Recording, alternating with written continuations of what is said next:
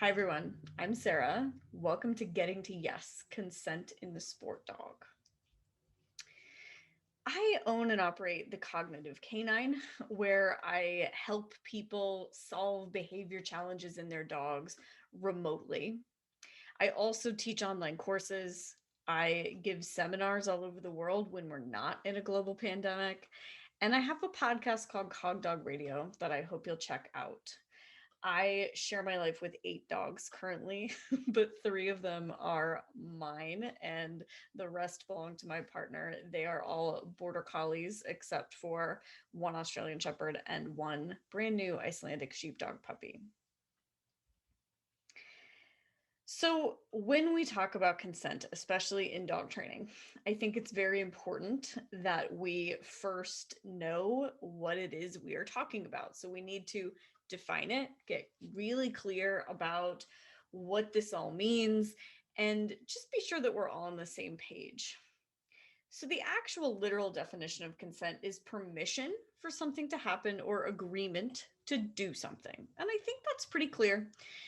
And it's just when it comes down to a nonverbal species and a lot of these things that we're doing with our dogs, which are kind of nuanced, that it gets unclear. So hopefully we can make it clear as we go. But here's what's important to understand. Bodily autonomy is actually a biological mechanism of safety. So we are all designed to want control over our own bodies because that keeps us safe. So if a predator grabs another animal, so for some reason in my head I'm thinking a bird grabbing a frog. If the frog doesn't care that the bird has taken him into his mouth, then the frog isn't going to live very long. The frog wants to naturally fight that, so instinctively fight that. And we all have that instinct to have control over our own bodies.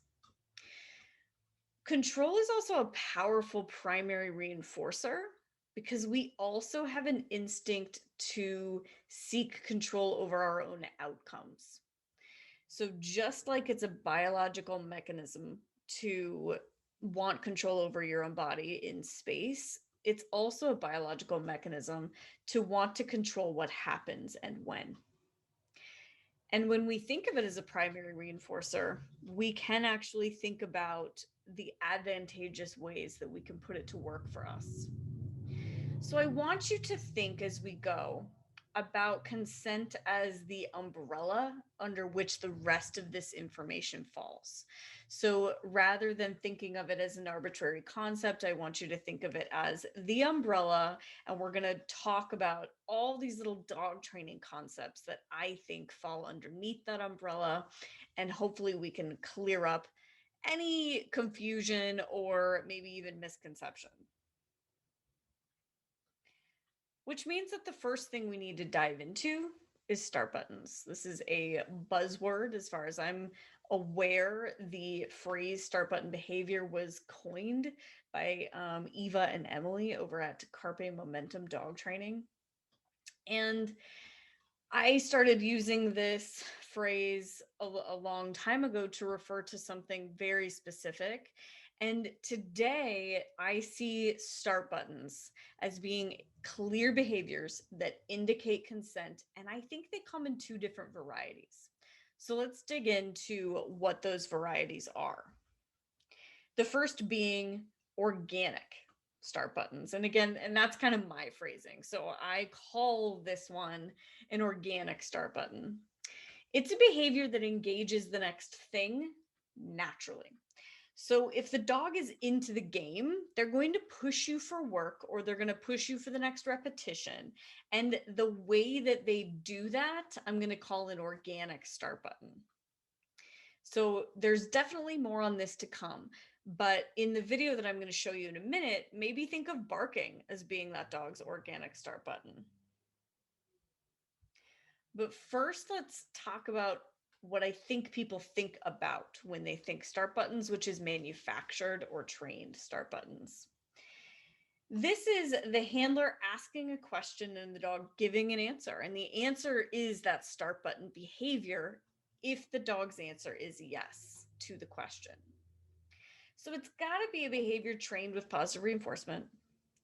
It needs to be given in context only. So a sit is just a sit until we're on the agility start line. And then if you sit, it means agility comes next and it becomes a start button. These are best suited for a dog that is always saying yes, but might need to say, I can't. So a dog that is really pushing you with those organic start buttons already is the kind of dog that I would ask for a manufactured start button from.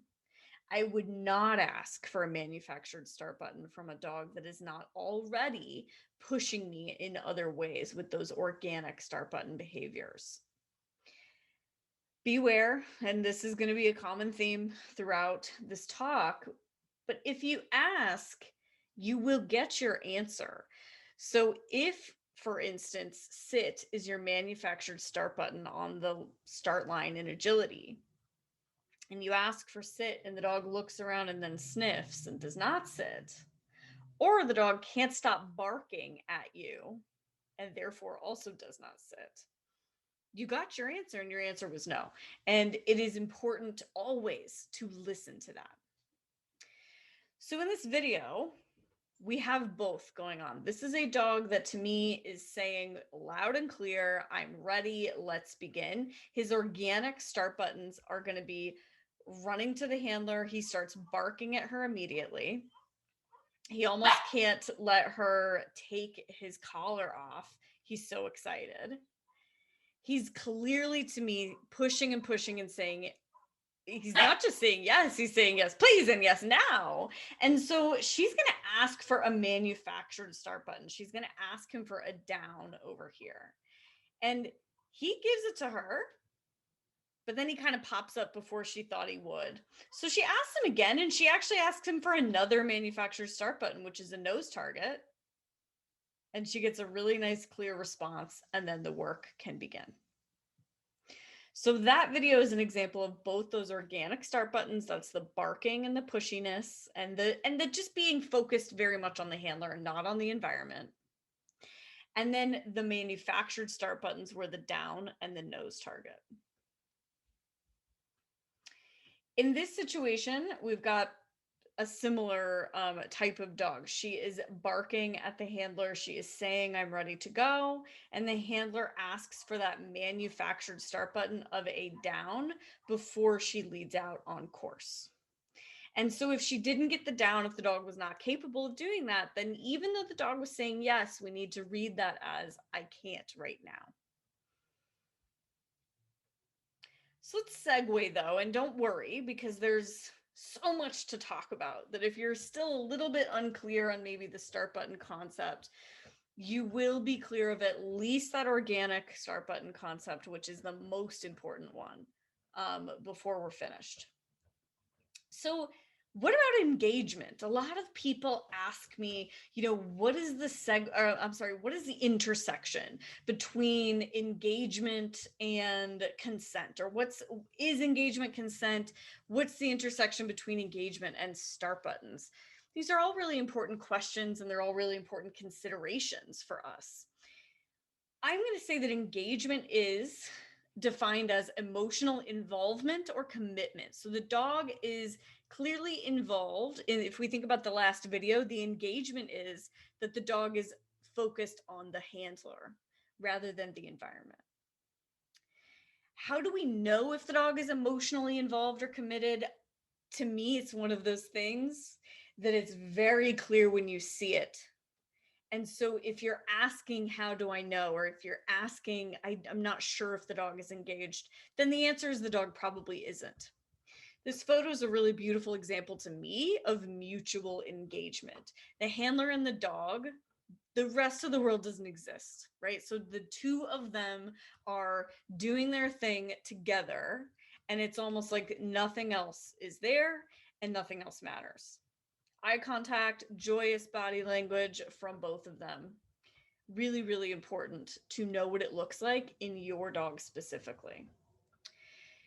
Is engagement a trained response? Well, this is an interesting one, and I'm going to say that it absolutely starts out as something that is offered and needs to be captured and paid for, and then becomes a trained response.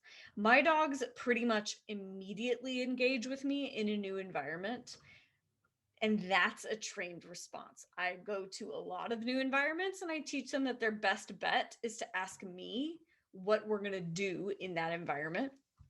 And I just make sure that that pays off for them enough over time that they do keep doing it. So, is it trained in the sense that it has a history of positive reinforcement? Yes. But is it trained in the sense that it is prompted or nagged into or produced by me? No. I want you to think of engagement as the dog asking you to do the thing rather than the other way around. So I like you to think of engagement fully as the dog saying, hey, what are we going to do here? Rather than you walking into a space and saying, okay, this is what we're doing. You're doing a sit stay, you're doing a dumbbell retrieve, we're doing agility. Really important to remember that engagement, true engagement, is never nagged into. You wait for it, you watch for that opt in. You can produce consistent engagement by making sure that you wait for and reinforce the opt in. And you will not produce it by walking into a space and immediately nagging at your dog.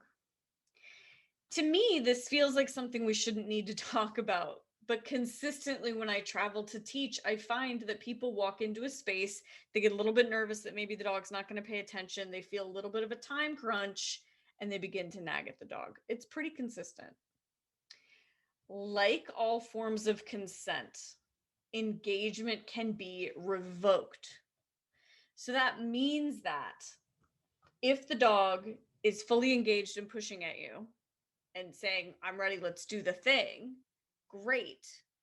But if something in the environment changes that takes his attention, that's fair. And you have to honor that as well. So, for instance, today I was working with my puppy in a new place, and she was fully engaged with me and doing behaviors and eating food and being wonderful. And then several screaming children ran by. And I lost her engagement for a few moments, maybe 20 seconds. But I waited again. I waited for her to give it back to me. And when she gave it back to me, we went back to work. This is a video of me walking into a new training space. So this is a brand new training space to this dog. This is Felix, one of my border collies. And I'm giving him the chance to acclimate. And when he chooses engagement, I'm going to go to work. And what I want you to ask yourself throughout this video is he engaged yet? And I want you to know for sure if what you're seeing is engagement.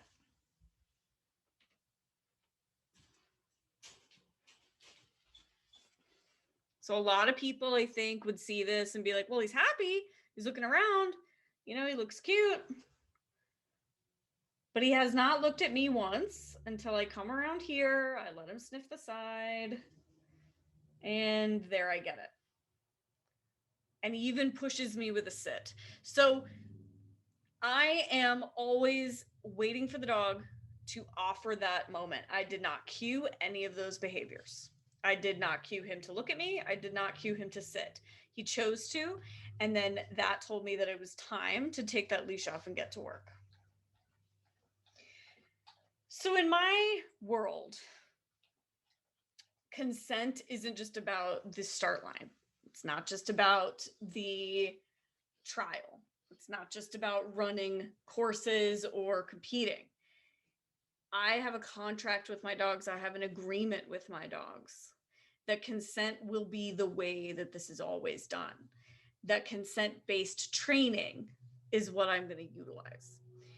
This is the piece that is largely missing when people come to me and they want to know more about start button behaviors. They want to know more about teaching the dog not to check out or get crazy even. When you want those things, but you don't have this consent-based training background with the dog, you will not get those things you want. The consent-based training is where everything has to start. It has to be the contract that you have with your dog. So weaving consent into training always is the path to a willing partner in sports. In my opinion, there is not another way. Traditionally, though, we don't take the time to allow the dog to decide whether or not they would like to play or engage in the game that we want to do. In my long ago background of competitive obedience, that looked like training attention with corrections. So if the dog looked away, they got corrected. And then I evolved, sports evolved, I learned agility. And in agility, it is still taught by overwhelming the dog's desire to maybe check out the environment and check out anything else with very exciting, very kind of pushy and arousing toy play or other forms of play from the handler. Neither of these are consent-based. So if we're going to ditch corrections, and if maybe we're going to ditch that over arousal piece, which I suggest that we do, we need to have consent-based training. We need to know how to let the dog choose to opt in. And I want you to learn to expect full engagement from your dog. When I go into a training scenario, I expect full attention. I expect full engagement. I do not expect a dog to check out ever. I think that when you know what that feels like, when you know what it feels like to have a dog that would never choose anything else, even if you don't have that toy waving in their face, even if you aren't playing a crazy game of tug, you never look back. But you have to first know what it's like to know that that's what you expect now. Right? So let's talk about what that's like. First of all, it's offered engagement. So we did talk about engagement already, and it is that moment that you saw in that video where the dog looks at you and asks, "What are we doing? Hey, what are we doing here?"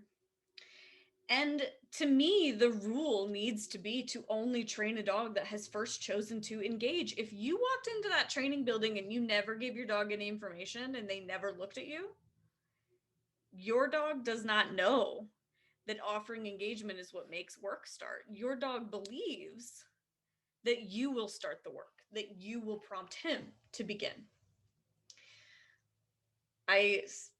To me, this is the rule. I only train a dog that has first chosen to engage.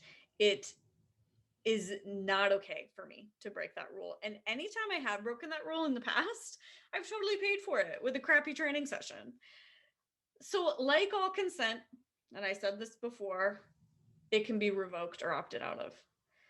The engagement the dog gives you is not this now infinite thing that you own.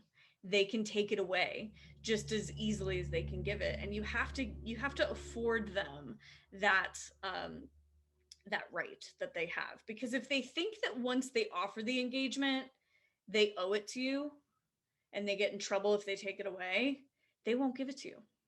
And it won't be true engagement, it won't be true consent.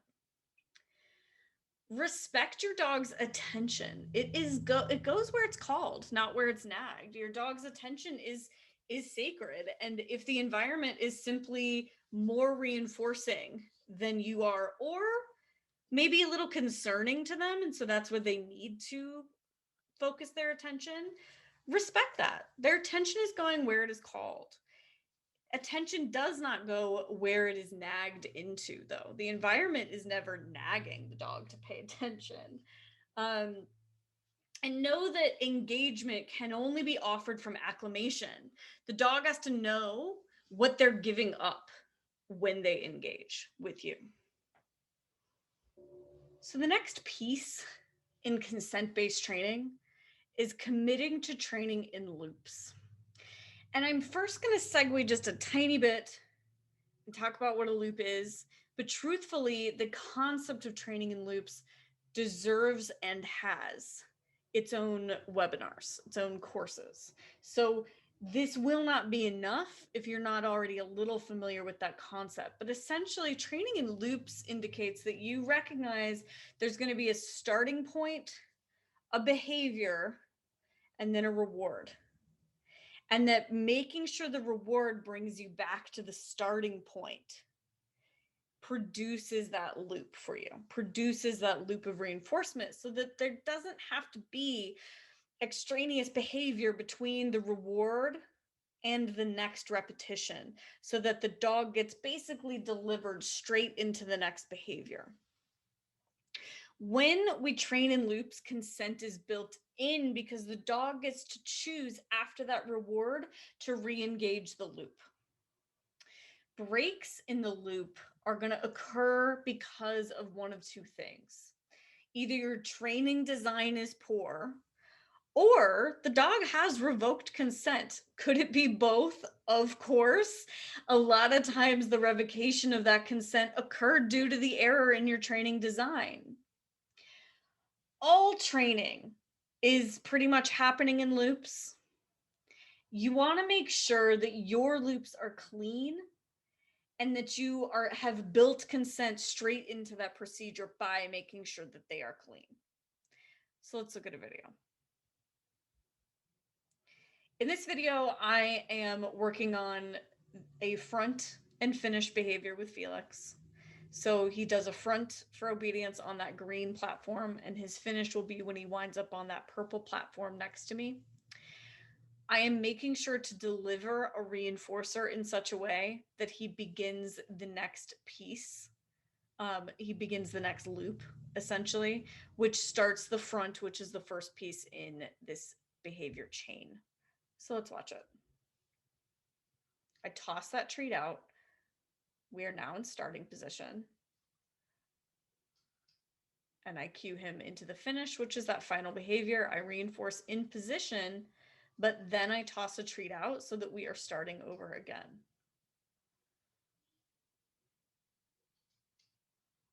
Good boy.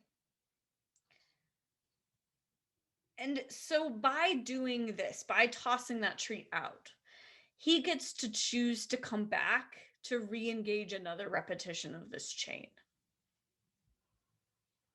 Similarly with Rhea, I'm teaching her a 4-on stop on the platform, and I would like to reinforce her in position on that platform, but I reinforce her off as well so that I can restart the loop. So I reinforce her in position.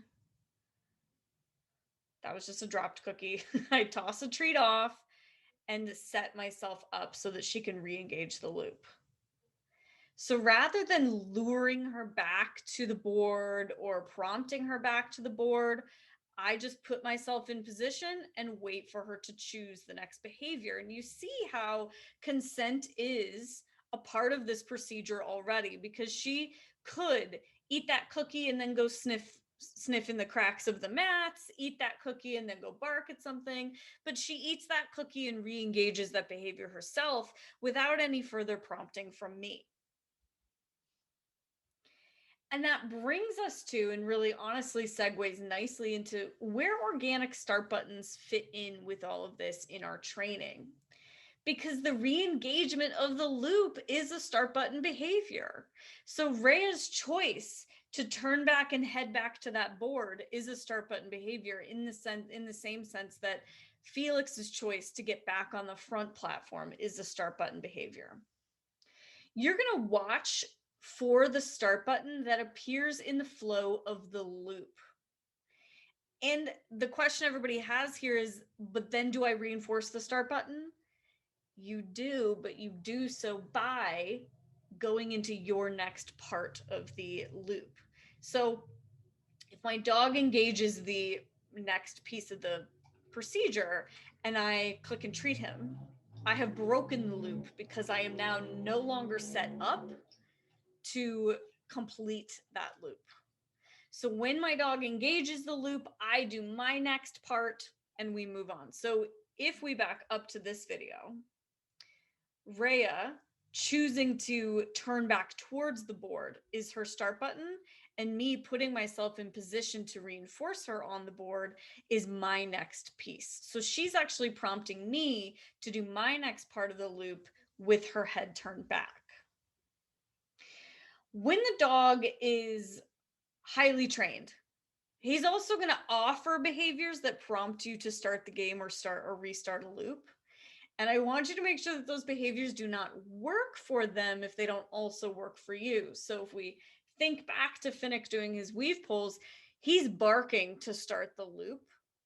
I don't like that. So I would replace that behavior with something else.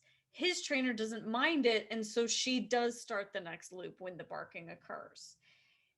All that to say that your consent matters too, and whether or not you like the behaviors that are happening in the flow is relevant. So we may need to watch this a couple of times, but the essential piece I want you to watch for is Rhea lifting her head up.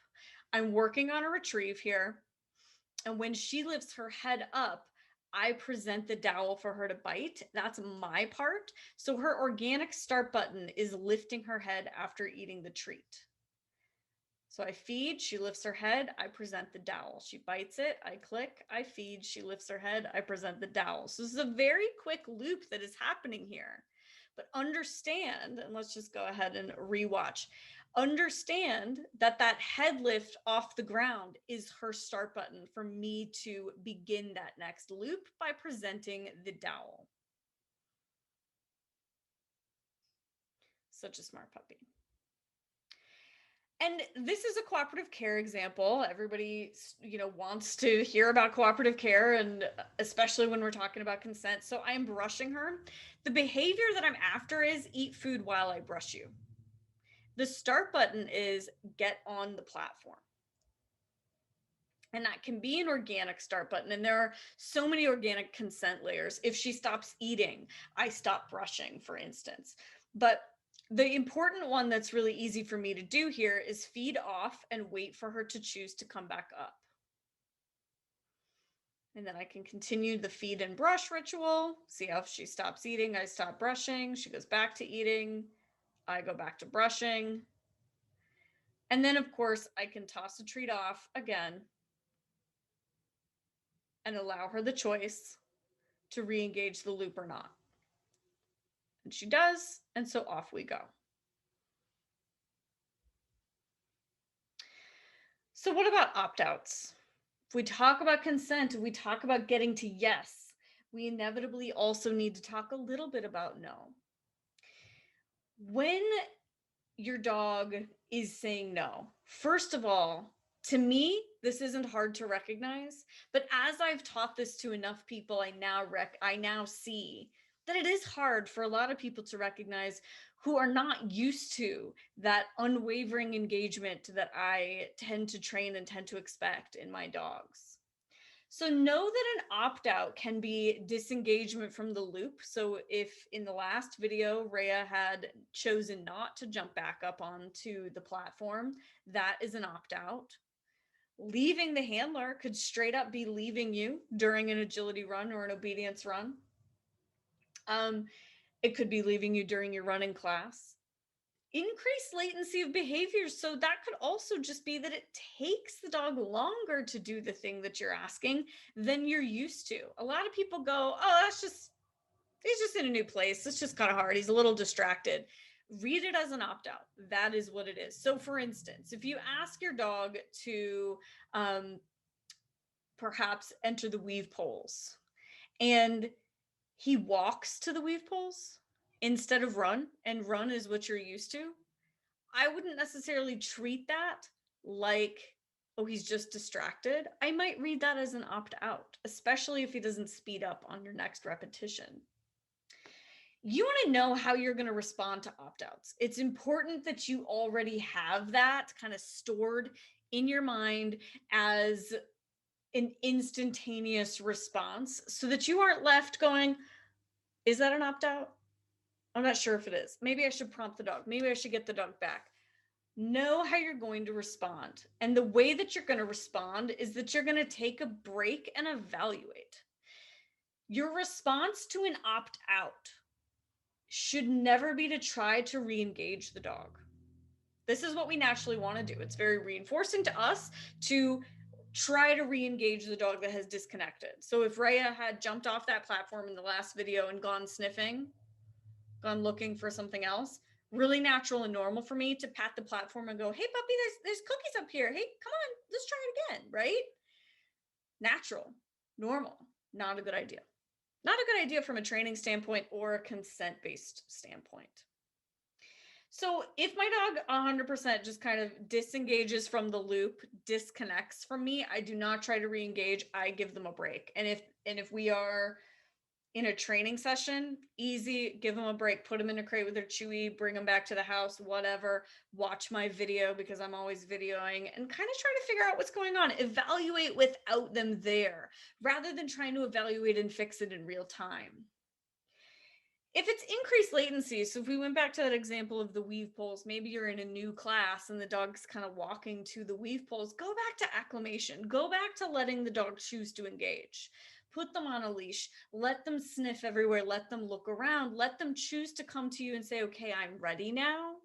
Rather than, well, I guess you just can't play, right? If he's trying and he's just kind of going, doing it slower, go back to acclimation, give the dog a little bit more time in the space to decide that he wants to be there, wants to work with you. And I've got to say that if the dog is frequently opting out, if you frequently find yourself begging the dog to work, if you are dragging the dog through the agility course like an anchor, if you are always doing a ton of cheerleading, a ton of pushing to get the dog to do the thing, whatever the thing is, that isn't normal. Get further help, get more help. There are a lot of fantastic trainers that can help you pick apart what's going on there and decide what your action plan should be. Because your action plan shouldn't be cheerlead louder, clap more voraciously, be more interesting than dirt. Those are not the answers. So we talked about consent-based training. What about consent-based competing? So what about when it comes to actually you're in the trial, you're entered in the thing, what happens? Well, I like to teach offered engagement at a whole bunch of checkpoints. And I just call that eye contact essentially. So I teach my dogs to give me engagement whenever I kind of pause and look at them. And I pause and look at them after I open the crate door when they're inside the crate. And if they look at me, I release them out of the crate. And I pause again. So my next checkpoint is right outside the crate. I have checkpoints at doorways on both sides. Can you look at me before we go in? Awesome, we go in. Can you look at me again? We just came in. Okay, you can? All right, let's proceed. At the gate, regardless of what the sport is, on both sides, I ask the dog, hey, can you look at me before we go in? And I'm not tapping, clapping, saying the dog's name, giving smoochy noises. I am waiting. I train this, okay? Don't expect it to just like come out of thin air. I do train it with food, with positive reinforcement. So my puppy is going to agility trials right now. We're walking up to doors. I'm waiting. She looks at me. She's got a ton of money in the bank for eye contact. So it's a highly likely behavior to occur. She looks at me. I mark, I reinforce. We go through the door. I wait again. She looks at me again. I mark and reinforce. We keep walking.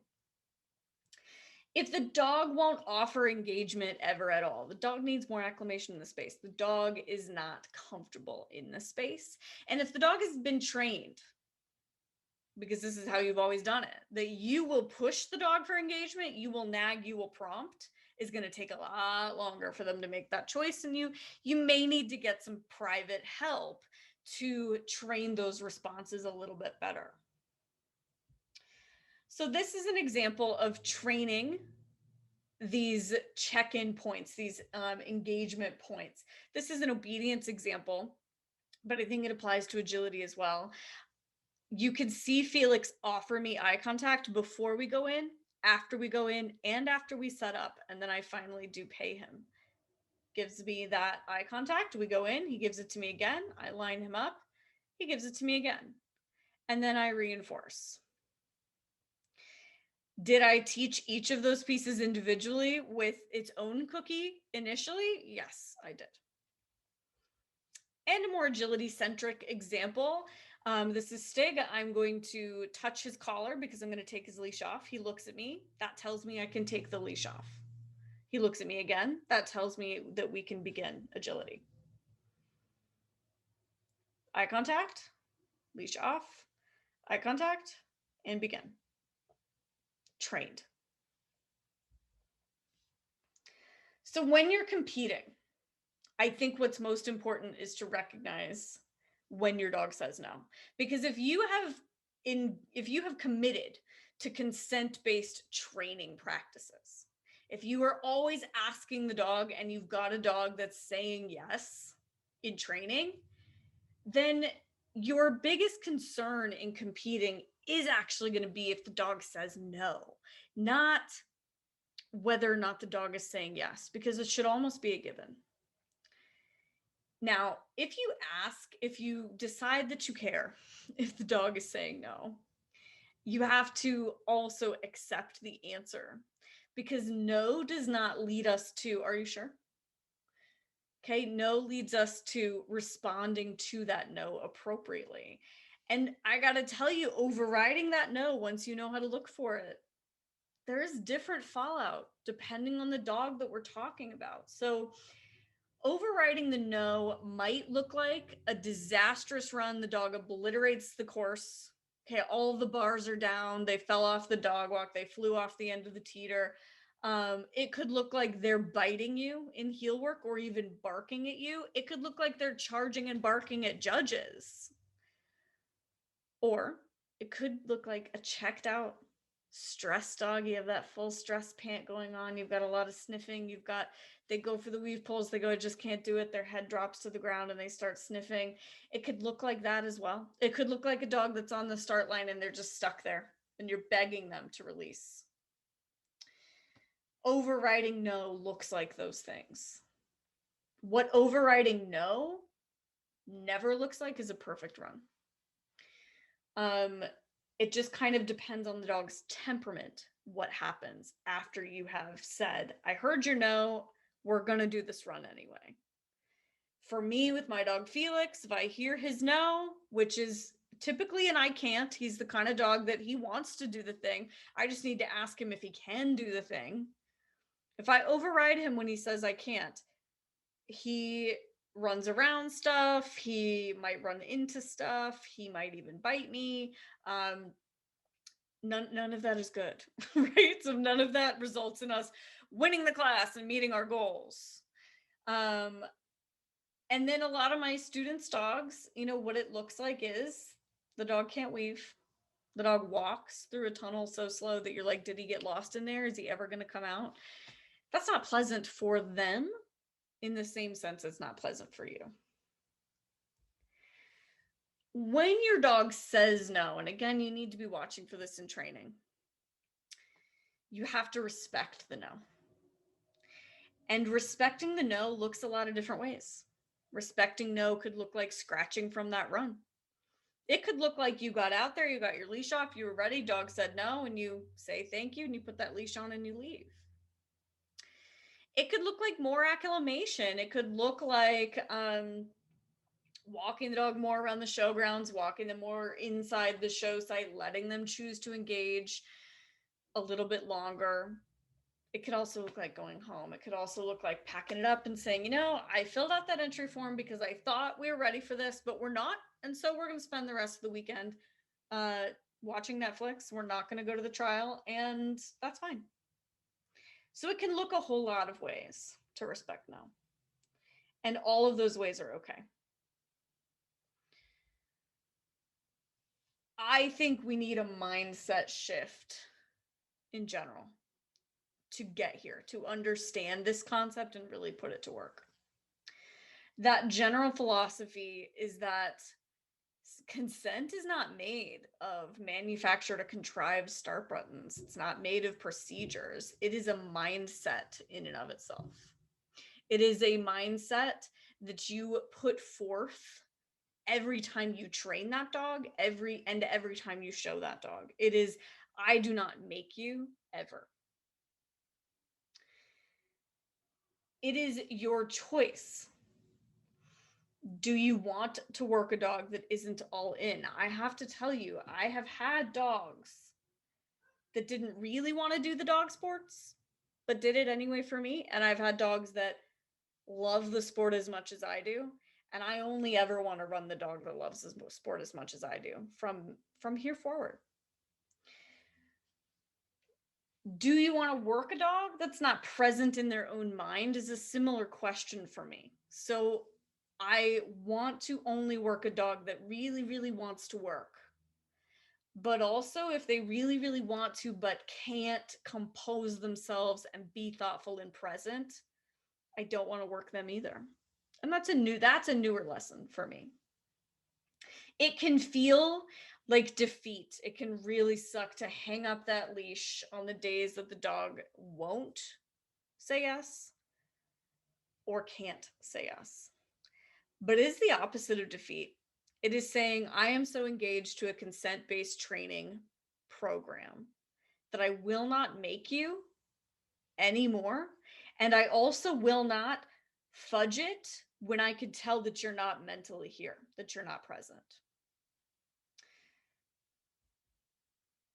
It is your choice, in essence. Is your dog your tennis racket or your doubles partner? So if we're thinking about tennis and dog sports as a metaphor, you can have a well cared for, well appreciated, well loved tool that you do the sport with, your tennis racket. Or you can have a dog that is your doubles partner that is as important to the team as you are. And if your dog's your partner in the game, then you need to be asking them always. You need to make sure that they truly are having a say in everything that you do. And it is okay, truly, if they're the tennis racket, as long as you take great care of them, right? As long as you really cherish them for what they give you. You don't have to do this stuff, but there isn't an in between. There isn't sometimes he's the racket, but sometimes he's the doubles partner. It is one or the other. And it's a choice. It's a choice for you to make. Let's look at a few case studies now regarding consent. I've kind of talked about two different types of situations where this is really pertinent and important. And the first one is in the type of dog that I'm going to call a worked up dog. And that just pertains to the course I teach called Worked Up, which these are those dogs that are screaming yes, but also not actually able to do the thing. Mucho is this border collie mix, and he appeared to be really enjoying agility, really, really loudly enjoying agility, being really pushy and fast and fun and awesome. But once we gave him the power to say no, once we gave his handler, Sam, the communication skills to be able to truly ask him if he could say, yes, I can, I'm able to, he stopped saying yes. So even though he was fast and his biggest problems were maybe, body slamming his person on course, and never checking out, never getting sniffy, when we actually gave him the ability to say no, he said no, and he said no frequently, and it was really, really frustrating for everybody involved. But with Mucho, what we did was we put in the work of communication. So we repaired all of the communication. His poor handler, Sam, became a way better dog trainer than she expected to be. And we also removed him from contexts in which he couldn't say yes. So he had some specific contexts where he had a history of basically being asked to do things that he could not do, that he was not able to do. And so removing him from that context, providing him with very solid ways to say yes or no, paying attention to very, very subtle signs of consent. So really, really buying in on that consent-based training concept, not just the contrived start button. is what led this dog to eventually say yes. As of recently, he will even say yes with a very clear head to agility in the environments in which he said no before. Some of the consent-based training things that really needed to be here for him, we're just paying attention to how he took reinforcers, because acquisition of reinforcement is in and of itself consent to the next loop in training. So if my dog in one of those videos had run off, grabbed the cookie, but then stopped and needed to chew it, or stopped and spit it out, or even choked on it, that is actually a break in the loop. In the same sense that if I'm reinforcing with a toy and the dog cannot spit it out, cannot give it to me willingly, very willingly, the dog is not consenting to the rest of the loop. So that was a really important piece for Sam and Mucho to get clear on. Is he actually consenting to the next steps here? Or is he choking on the food, right? Or is he chipmunking the food? I love this guy. I'm really happy with how his case turned out. And he's got more to do, more stories to tell, but today he wants to play agility with this person, and he can do so with a clear mind. And there's nothing more valuable than that. On the other side of the spectrum, we have a hidden potential success case, and I have another class by that name, which is why I kind of divide these dogs into these two categories. We've got our dogs that are screaming yes, but need to be asked whether or not they can. And then we've got the dogs that they never said yes. They never agreed to any of this. and Eden, the sweet Vizsla, is an example of a hidden potential dog who she just wasn't sure that things were going to work out for her, right? So she just kind of lacks that confidence, and what she really needed was no more prompting from mom. She needed to be taught that she could start the next repetition. She needed to be taught that she would not be asked to do anything unless she showed up, engaged, and pushed for the next repetition. And the magical thing that happened when her person, Colleen, started to really wait for that beautiful engagement moment is that Eden started to push to be trained. She started to feel like she was in the driver's seat, feel like she had a little bit more confidence. And it is actually a really heartwarming thing to watch a dog full body wiggle, run out to the agility course and do a bounce and a nose target, and then get really cute and intense about running her course. Who used to kind of sniff, maybe not sure she wanted to engage, and maybe if something didn't go quite right and the reinforcer got withheld, she knew she didn't actually want to do this. She now has all of these reinforcer cues. She now is very clear about how and when to earn reinforcement. She's very clear that she will always be paid, and she's very clear that she will never be pushed or nagged ever again. And now she loves training. She loves doing all these fun things with her human. And when the pandemic winds down, I think they're going to get out there, get to some trials, and have some good success. So the bottom line that I'd really like to just kind of drive home is that when you decide not to coerce the dog anymore, when you decide not to cajole the dog anymore, when you decide that you just don't train a dog that isn't 100% saying, yes, I want to, I'm ready, let's do this. When you make that decision, all the doors open. And sometimes what that means is that you find a different game for this dog to do, because you realize that the game that you want to do isn't for them.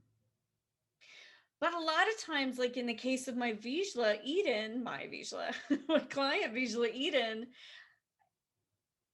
they find out that it is their choice. And then they're empowered to make that choice. And then you do get to play the game that you wanted to play. So to me, it's a worthwhile risk. to say to the dog, truly, I will not make you. Are you able to do this, and would you like to? And you honestly listen to the answer, and you listen to it every single step of the way. All the doors open, and you can move forward and have a great time in dog sports. Thank you. Thank you very much. We're going to go into questions now. And what I'd like to say as kind of a closing thought is that you don't have to train this way, but once you learn how to, you can't unsee the things that you will learn how to see. And I like to think of that as being fully empowered to listen to our canine partners and build better partnerships with them, rather than thinking of it as something that holds me back. The possibility of the dog saying no or I can't, to me, does not scare me. It makes me feel empowered. It makes me feel like I know for sure that the dog I'm walking to the line with has agreed to this as much as I did when I filled out the entry form. So cheers, everybody. Thank you so much for letting me go on about this for an hour. I can't wait for your questions.